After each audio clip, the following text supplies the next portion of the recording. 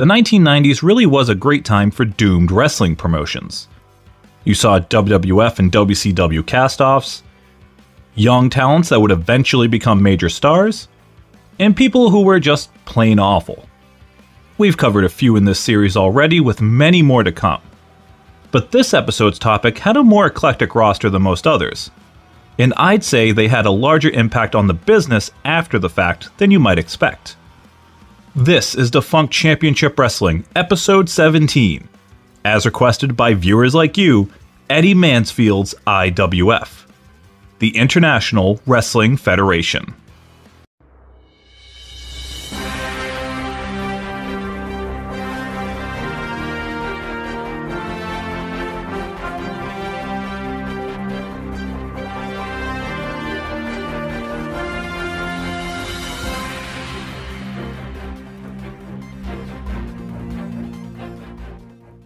When you hear the name Eddy Mansfield, you may have no idea who that is. If you do know who that is, it's probably because of the attempts to expose the wrestling business back in the 1980s. Specifically, it was a 1984 2020 interview where Eddy revealed how moves were done, and most egregious, how wrestlers bleed during matches. The mighty blade. It's less likely, but you may remember Mansfield for being one of the better mid-card heels of the Territory era. As the story goes, Eddy was blackballed from the business for his sin of breaking kayfabe. And if I can just go off on a tangent for a minute, people are still mad at Eddy to this day for exposing the business. And that's fine, I get it. But here's the thing, wrestling had already been exposed. For as long as wrestling has been a work, there's been people exposing the fiction of it, both from the outside and the inside. This wasn't the first time, and it somehow wouldn't be the last time. Getting back on track. According to Eddy, he participated in the expose hoping that it would lead to the younger generation being treated better by promoters. He also knew that it meant his days in the business were over once it aired. So Mansfield started focusing on his second act, as a TV producer. By 1991, his production company, Mansfield Entertainment, had a slew of shows on the air that they either produced themselves or simply syndicated throughout the country. Shows like Sizzlin' Hot Country, some sort of country music show, and Kids in Motorsports, a motorsports show for kids, obviously. So it was the kind of shows that you'd see in the 90s on Saturday afternoon after cartoons, but before the infomercials. Mansfield Productions was pretty successful, and Eddy even had an office at Universal Studios in Orlando.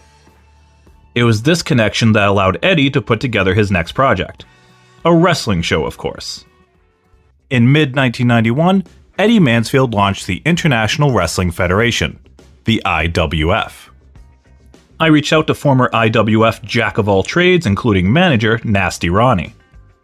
Ron was kind enough to help me out with some behind-the-scenes info, as well as some of the pictures you'll be seeing throughout the video. Ron did everything from producing to booking to sales, and really anything else needed. He was definitely Eddy's right-hand man for the IWF. The show would film at Universal Studios, and Eddy would get the exclusive rights to run wrestling on one of their sound stages, making it the first promotion to have such a deal with a theme park. IWF also got exclusive access to the park as a whole, so this included the rides and the characters and anything else. In January 1992, Mansfield announced that they signed a syndication deal that would see IWF air in 106 markets throughout the country. It's hard to nail down exactly when their first taping was, but their early tapings featured a roster of younger talents like the Long Riders, as well as older established names like Blackjack Mulligan and Demolition Axe, who had left GWF in November of '91. I don't think Bill Eadie left specifically to work for IWF, but that's how the timing worked out. According to Nasty Ronnie, the taping weekends would see them shoot interviews and promos at the studio and around the park on Friday and Saturday. And Sunday was off to Soundstage 23 to film 8 to 10 episodes worth of TV. Eddy took a chance on a lot of guys and spotlighted some really interesting characters. He also made great use of the theme park setting to accentuate those characters. There was the aforementioned Long Riders, Kip Winchester and Brett Cole. They may look familiar because it's Billy and Bart Gunn. Mansfield gave them their first big break, and from what I can tell, their first TV appearances that weren't just them jobbing. For some of the Long Rider promos, IWF used an Old West saloon from Universal Studios. Is it a little hokey? Sure. But it's also silly fun. It's 1990s pro wrestling, shit is gonna be a little silly. They had Mondo Clean, who would later become Damien Demento, interacting with Beetlejuice. Two incredibly bizarre characters crossing paths. That's fun. Listen, you dirty little wart. Why don't you just leave? Just a little one. Leave? Okay. I'm out of here. I'm gone. Afterlife. I am gone, you know. Maybe I'll go eat someplace, you know. See you later. Ciao. Where did he go? And of course, every wrestling promotion needs a heel stable. And IWF had one of their own, in the form of the Nasty Organization. The group at various points featured the Possessor, Demolition Axe and Blast.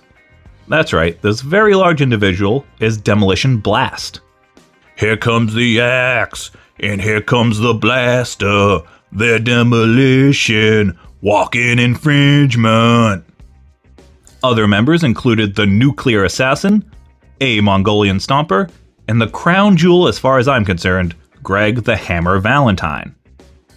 And it was all headed by Nasty Ronnie.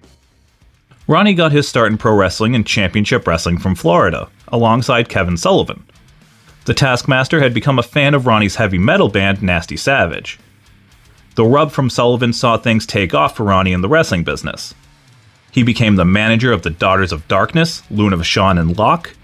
Luna even did backing vocals on a Nasty Savage song. These wrestling connections led to Ronnie eventually running his own shows in Florida, under the Hot TV Wrestling banner. These shows are what caught the attention of Eddy Mansfield. Not all the characters were winners, though. IWF was also home to Odessa Slim, a not-so-great homage to Dusty Rhodes and the Midnight Rider. Thank you very much. Well, let's get back to the reason why I'm here. Nasty Ronnie, you're running wild over the IWF. I'm here to set it straight. You've been sitting there hurting people, stabbing people. It ain't gonna work, because Odessa Slim is here, and I'm gonna take care of business. Don't I know it? You always take care of business, big boy. They also had Chubby MC, a fat 90s rapper gimmick that is obviously in the same vein as PN News. Details are a little hazy on who debuted first, but he doesn't rap at all from what I saw, he just kinda dances his way down to the ring. So really a lot more Funkasaurus than R-Truth. Cliff Anderson, who you can tell was taking some cues from Arn. But hey, if you're gonna borrow from anyone, might as well be one of the best ever. I love his wobble knees cell here. The IWF tag team scene was incredibly entertaining. Aside from the Long Riders and various combos from the Nasty Organization, they also had the Dynamite Express, a Rockers Rock and Roll Express inspired team that I really enjoyed. And their main rivals, Brute Force, two burly bruisers with gigantic hair. The matches I saw from their feud were actually a lot of fun. Can't forget Thunder and Lightning, two absolute monsters with awful singlets but great capes. They're deceptively quick for guys their size. Speaking of monsters and capes, IWF also welcomed the Incredible Thor. What a visual this guy is. Finally, we can't leave out probably the biggest name to come out of Soundstage 23. It's a green as goose shit Rob Van Dam. Or as he's called here, Rob Von Dam. While RVD is still very, very early into his career here in the IWF, you can see the glimpses of what would become part of his generation's inspiring repertoire. IWF was never short on talent, as they would hold tryouts for students from Boris Malenko's wrestling camp. Even though Eddy was blackballed, both veterans and newbies alike still wanted to work for him and take advantage of this unique opportunity. Allegedly, there was some exclusivity to working for Mansfield. It's really hard to find results for IWF shows, like there's nothing listed on Cage Match.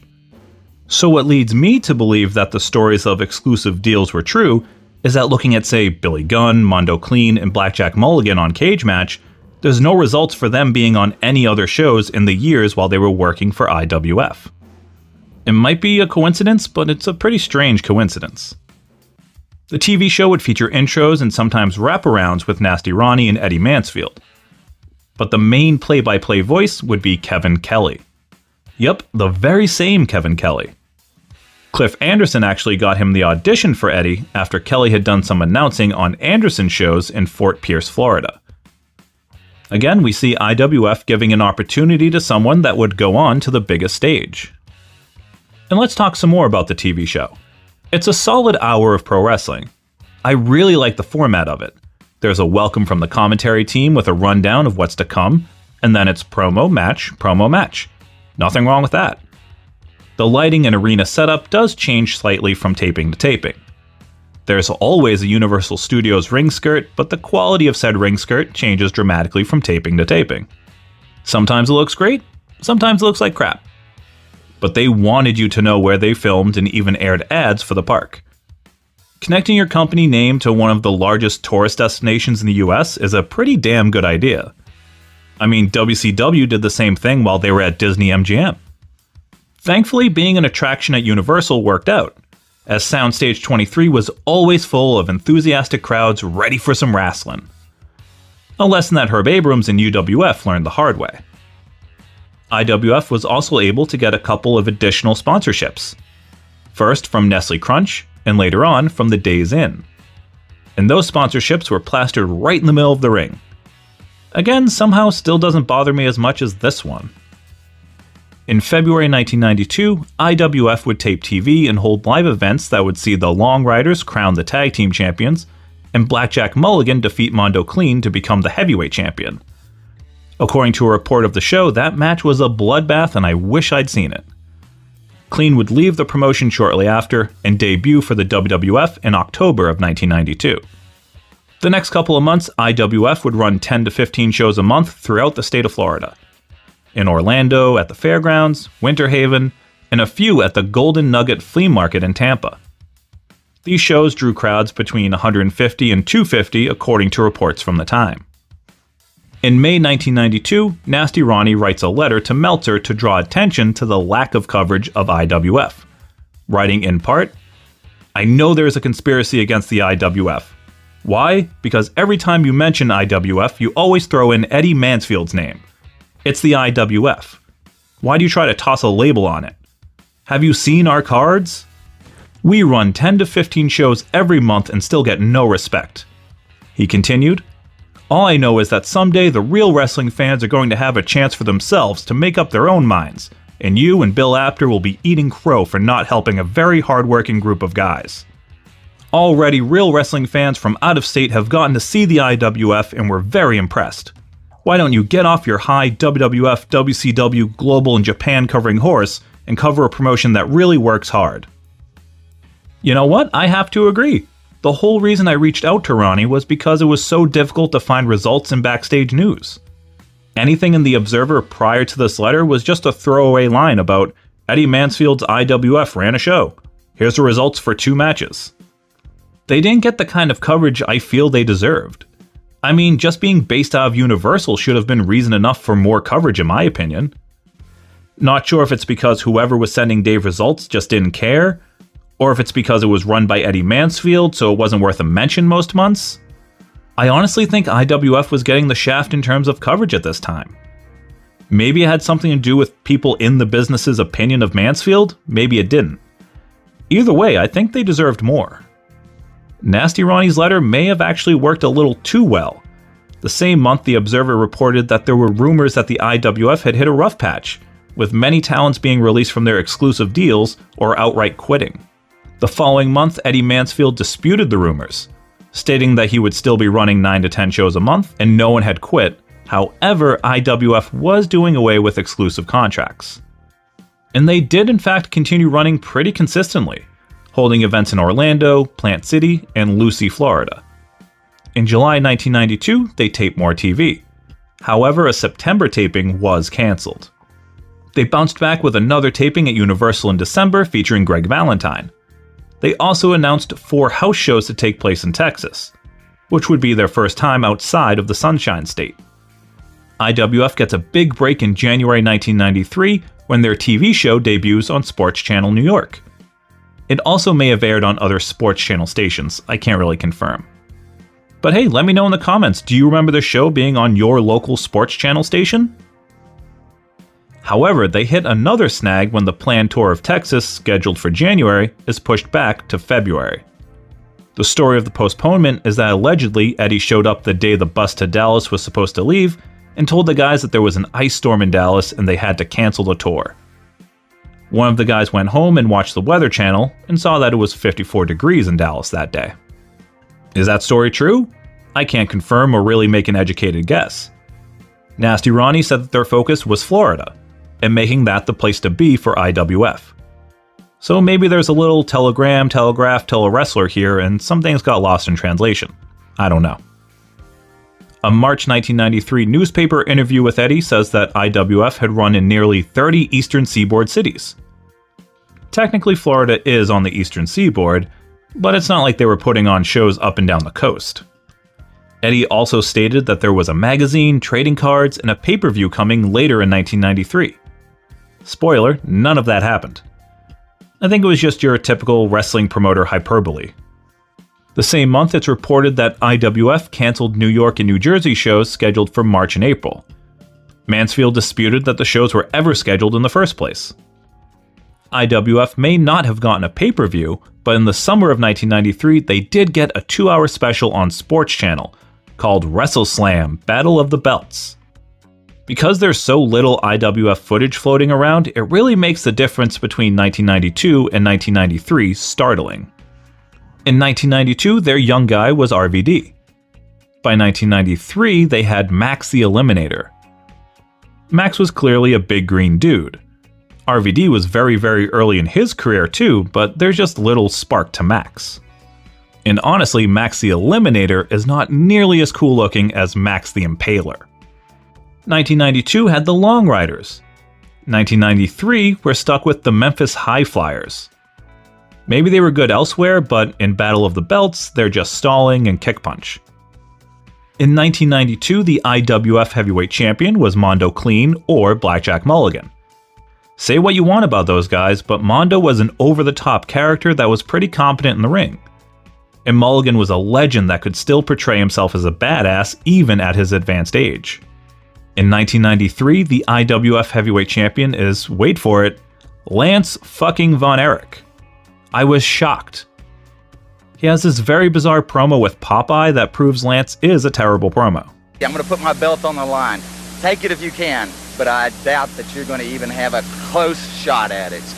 Just like you wrestling with your buddy Brutus, right? Yeah, same story. No competition, huh? That's it. Down in the ring, 1, 2, 3. Let him try to take you. Let him try it. I'll be right next to you, fighting all the way. His match with the Possessor is somehow worse than that. For someone that was once a big-time football star in Texas of all places, Lance doesn't have the type of athleticism that you'd expect. He's got lead in his ass and moves so damn slowly. And then he almost kills Possessor with this scary suplex off the top. Holy shit. You could be generous and call it a brainbuster, but I'm not that generous. The special ends in my favorite way for a wrestling show to go off the air. A giant brawl. The fight sees the Nasty Organization attacking Von Erich with Eddy Mansfield and Roy Lee Welch coming to Lance's aid. I had no idea who Roy Lee Welch was before this. Apparently he was a mainstay in the 70s in Georgia, Alabama, and the various Memphis territories. Show ends with a bloody Mansfield challenging the Nasty Organization to a 6-man steel cage match. Mansfield had gotten physically involved in angles previously, but I think this was the first time he hinted at an in-ring return. And Eddy really gets the crowd riled up for it too. I love this whole angle. Let me tell you something, Nasty Rat! You stinking piece of trash! I want to tell you, I'm a continental lover, I'm a rich woman's lover, and I'm a poor girl's dream! You want to draw a little blood on me, pal? I've walked over better men to get into a fight than you, and I threat you! I swear on my mother's eyes that I will run you slap down out of the IWF! At some point after this special, the International Wrestling Federation went out of business. In a 1999 interview, Eddy said that the promotion closed up because the wrestling business as a whole was in the toilet. And obviously that's true, we all know that. And I'm sure it was a lot more damaging to smaller promotions without the infrastructure to survive those hardships. Even Nasty Ronnie wasn't sure 100% what caused the company to close. So it probably wasn't just one issue like money running out or losing TV, which we normally see as the causes. It was just wrestling being in a down period and people didn't want more of it. IWF was a television-focused promotion, and sometimes TV shows just run their course and it's time to move on. Obviously, many talents mentioned went on to great things in the business. RVD became a huge star in NWC, ECW, WWE, and TNA. The Smoking Guns had a great run in WWE in the mid-90s, and Billy Gunn specifically is still a national TV fixture today. The Possessor had a short run as an enhancement guy in WCW as Nasty Ned, and Thunder and Lightning had a brief run for Turner as well. Nasty Ronnie would continue to run shows and even helped out with Jim the Anvil Neidhart's promotion, Anvil Promotions, that featured the British Bulldog when it ran from 1993 to 1994. From 1996 to 1998, WCW would tape their syndicated and C shows at Universal after leaving Disney MGM. XWF would hold their lone TV tapings there in 2001. In 2004, TNA would set up shop at Universal and use the studio for TV tapings and pay-per-views for over a decade. In 2021, AEW started taping AEW Dark at Universal, and eventually transitioned to taping ROH TV there instead, right through to 2023. According to people that worked with him, Eddy Mansfield had a brilliant mind for the wrestling business. He knew how to put a TV show together and how to best highlight his heroes and villains. Nasty Ronnie told me that Eddie's goal was to make everything larger than life. And I think he did a pretty good job of that with the IWF. Eddy had a limited budget but free reign over a theme park. With some outside-the-box thinking and TV magic, he was able to put together a larger-than-life, sometimes goofy, but always entertaining wrestling show. He took full advantage of his surroundings, aligning his wrestlers with recognizable Universal characters and utilizing the park sets for vignettes. I'd say IWF used the setting of a theme park better than any promotion since. As far as I can tell, Eddy Mansfield is still running Mansfield Promotions and still owns the IWF footage. So, Mr. Mansfield, Continental lover, I'm asking you to please, if the tapes are still around, find a way to release the full run of IWF TV. I can only imagine the hidden gems that those tapes may hold. Hell, send me the tapes, I'll get them digitized and will unleash them on an unexpecting public. Well, that's the story of Eddy Mansfield's International Wrestling Federation. Have you seen any of their stuff? Are you interested in checking it out after seeing this episode? Well, if you do want to check it out, I've decided to start linking to the playlist I make for these videos, featuring all the footage I use that's available. So check the description for a link to the IWF playlist. And be sure to check out the channels I source these videos from and give them a follow if you're interested. Let me know your thoughts on the IWF in the comments, and feel free to make any suggestions to add to the ever-growing list of DCW. I'm Scott from WrestleSpective. Watch wrestling, love wrestling. Thanks for watching. IWF International Wrestling Federation.